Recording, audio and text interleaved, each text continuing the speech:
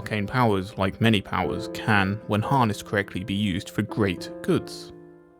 But it requires boundaries, control, and oversight. Because when power oversteps its mark, when allowed to run rampant and unopposed, it can foster the spread of untold corruptions, and wreak havoc upon the worlds. Episode 1. A new circle forms. As the banks of the Stentorian River wind their way through the Varnish, they pass the brutalist brickwork of Lanark Mill, its massive wooden mill wheels softly turning in the gentle currents, belying the cacophony of noise inside, clanks and clacks as banks of mechanical looms spin threads in an ever-relentless march of industrialization. During the war, the mill was pivotal in the production of uniforms and bandages for the Halen forces. Having downscaled since the fervour of its wartime footing, the upper floors now lay dormant, save for 4 gentlemen, 3 of whom sit at a large square table, previously used for the cutting of large bolts of linen. The 3 men regard each other. One, a rather large and imposing fellow, his heavy dark wool overcoat shrouding his form. Detective Dim Siniad. An officer in the periphery sits with his notebook at the ready. Theron Whiteclaw, a reporter with the New Faerin Chronicle, in his early 20s and sporting a 5 o'clock shadow along his serious jawline, fiddles with the dials of the camera in his hands. And Ben, the youngest of the 3 men, thin and wiry, but with an intense focus in his eyes that peer out below a mop of thick brown hair, keeping them locked on the 4th figure. Against the round window at the end of the room is cast the silhouette of a frail-looking frame, hunched over a cane, looking out over the streets below. Thank you all for agreeing to meet on such short notice. I appreciate a circle of only 3 is somewhat unorthodox. Ordinarily, of course, I would prefer a mite more experience. Sadly, the war fucked that up for us. That said, I have no doubt you will excel. The experience will come. Learn from all you encounter. You will develop into keen investigators in no time. Gods know Candela made me the man I am today. The 4th man turns, stepping into the spill from the oil lantern that hangs above the table. To the surprise of the men at the table, he is younger than expected, perhaps mid-30s, seemingly in good health, save for the cane, and a deep scar running from the centre of his neck, around and up, before finishing at the back of his right ear. I am Lightkeeper Charles de Guerre. I am now your Lightkeeper. I'll be setting your assignments, and it is I that you would report back to. The 3 men nod in agreement, looking across the table to the other members of their newly formed circle. De Guerre places a manila folio on the table, along with 3 small brass pins. The shape of a fencing foil forms the spine of a curved feather. The circle of the feather and the blade, and your first assignment. There's been an unusual spike in murders around the steel. Rumours of someone stalking the night shift workers as they pass through the Scrimpney market. What caught the interest of Candela is the peculiar state the bodies have been left in. De Guerre folds back the cover of the folio. Within it sits a picture of a twisted mass of flesh and bone barely recognisable as the person it once was. The circle's first assignment lays before them, and a gruesome one at that.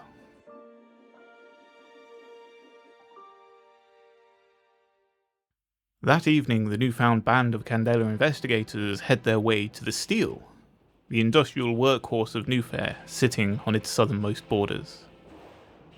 Stepping off the tram, the trio make for the Scrimpney market, a hub of small vendors, wheelers and dealers, con artists and innovators, peddling their wares and services.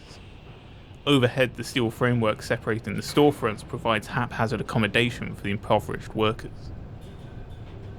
Though navigating the steel is hazardous due to its industrial landscape, The general atmosphere of the place is one of integrity, a tightly formed union forged through austerity.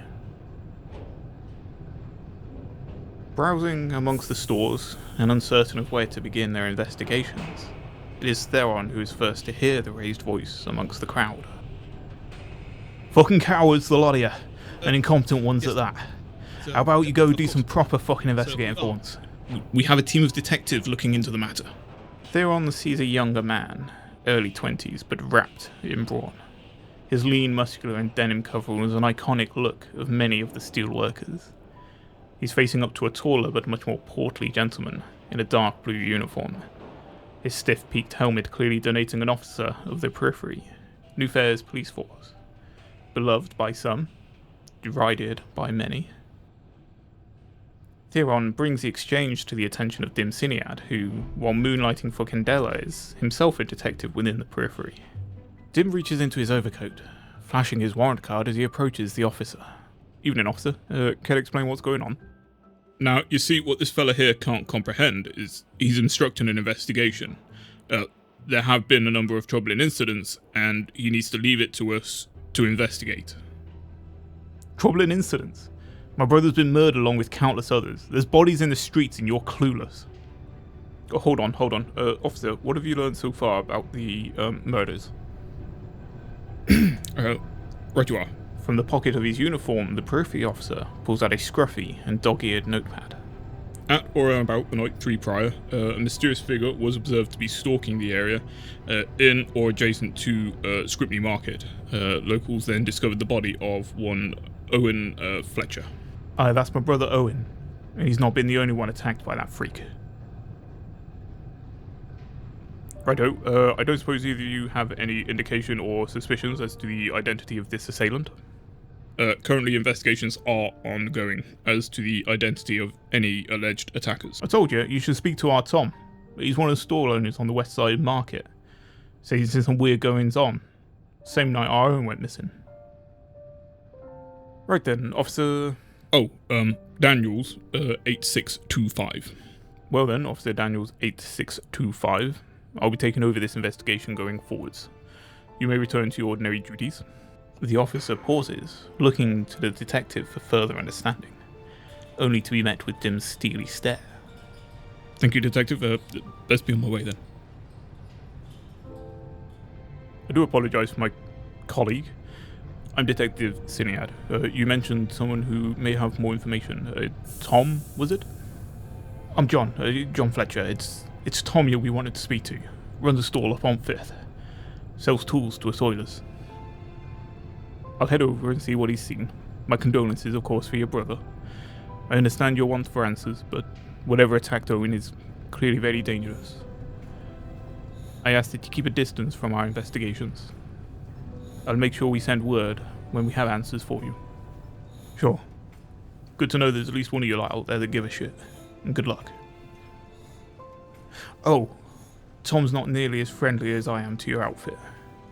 Best keep mention of periphery to yourself.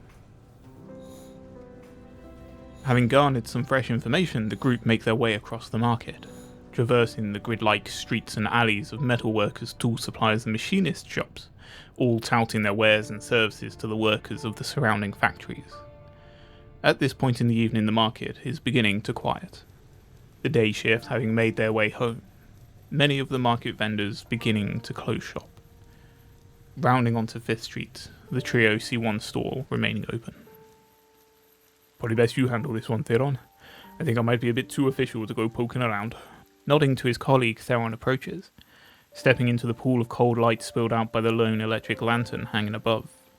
You do know that getup makes you stand out like a sore dick. No coincidence you come round after those murders the other night. I'm Tom Sebastian. I'm guessing your periphery? Press. Theron Whiteclaw. I'm a journalist with the New Fair Chronicle. Gotcha, so you're here for the scoop. Looking to make a quick dime selling misfortune and murder, eh? I'm here to help. An attack on one of our city's workers is an attack on the city's foundations. I want answers, same as many around here, I'm sure. We spoke to Owen's brother. Said you might have seen something. Just what I told everyone else already. Some strange fellow wandering about at night. Didn't seem to care to come too close to the lights, I'd say. I did see him come into the market. cross that way. Tom points to a gateway in the western fence, one that divides the market from the surrounding streets and factories. Big fucker too. Never set out, just wandered off up towards 3rd. Yeah, that's where they found Owen the next day. Theron notices something unusual about Tom's response. Something held back. Something unsaid. What about the other stuff you saw?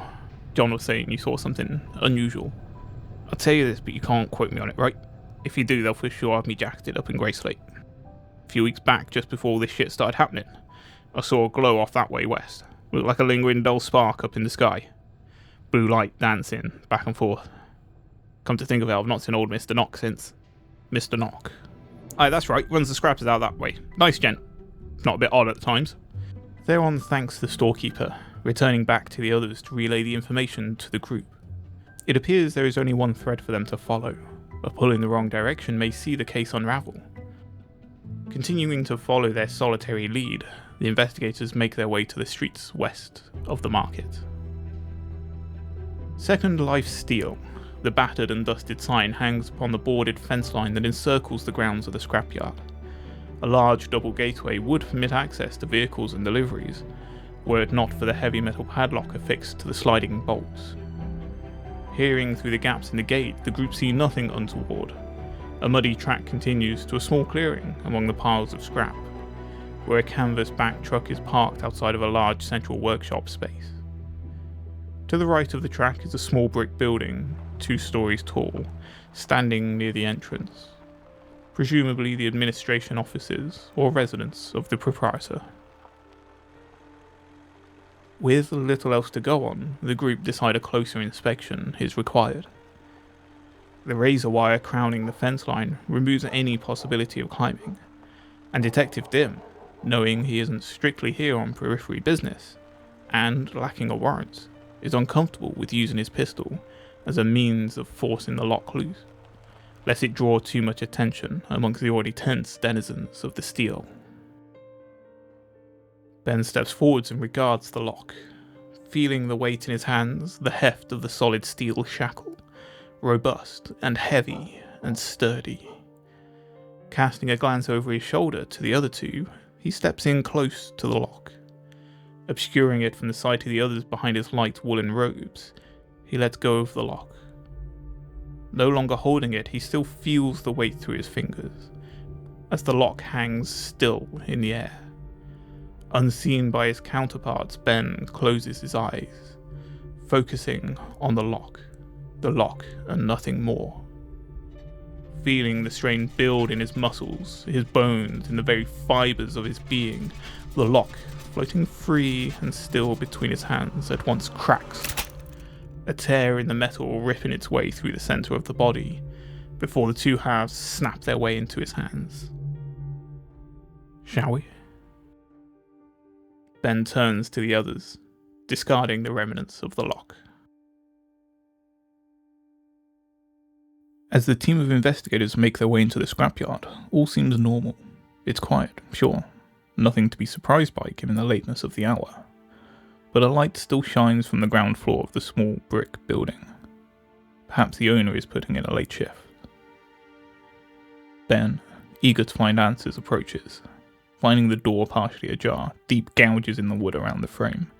Unperturbed, he advances, pushing open the door to find a long crimson trail of blood streaking through the corridor, darkening as it soaks into the rough wooden boards. The office to the right is a bloodbath, the furniture torn and tossed, deep claw marks carved into the walls.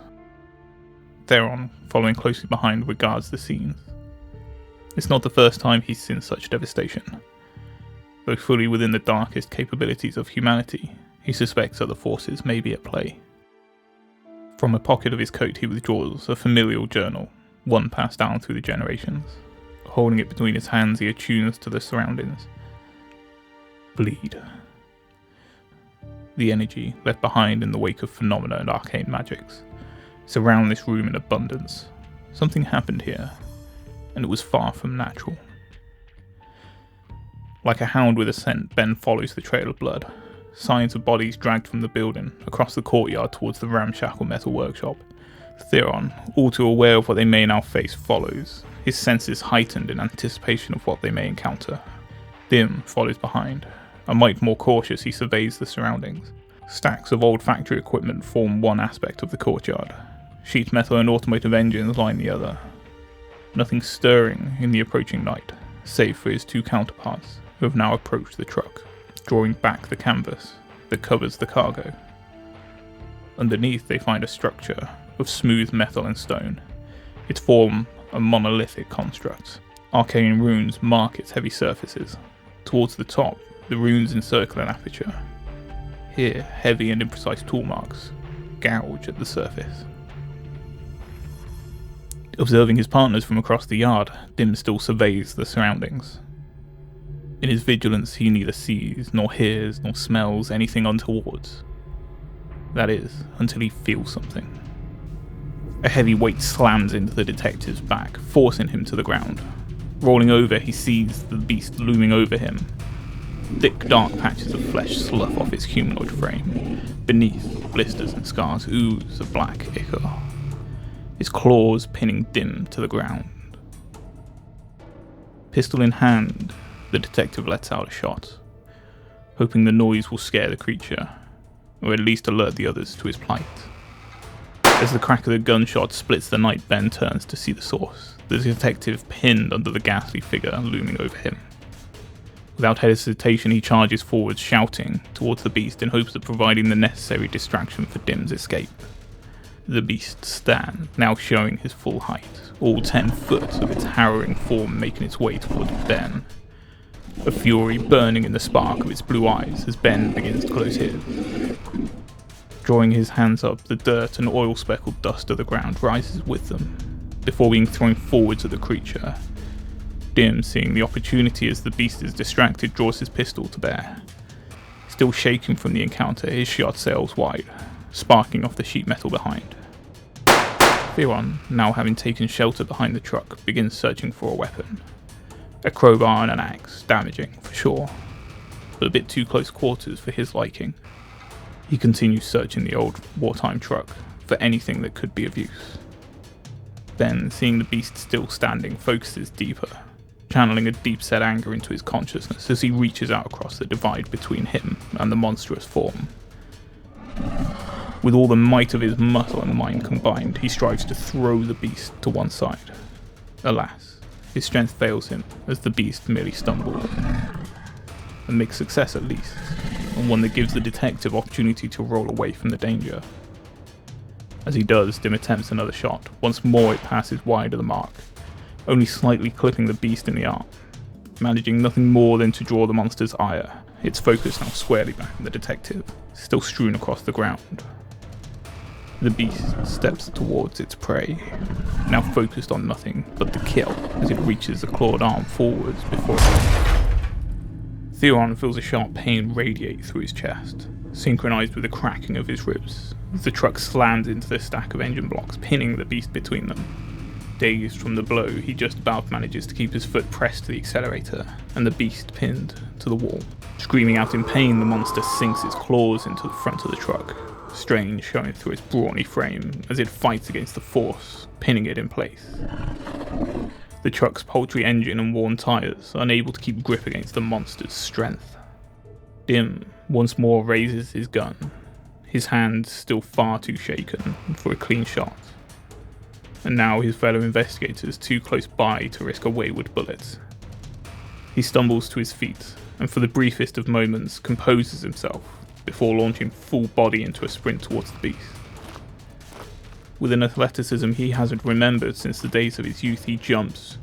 Boosting himself with a half-disassembled machine on the floor, he grapples the beast. One arm hooking around the neck, the black tar-like substance soaking into his coat. As he brings the other arm, pistol in hand, to the back of the monster's head, pressing the muzzle hard into the loose flesh.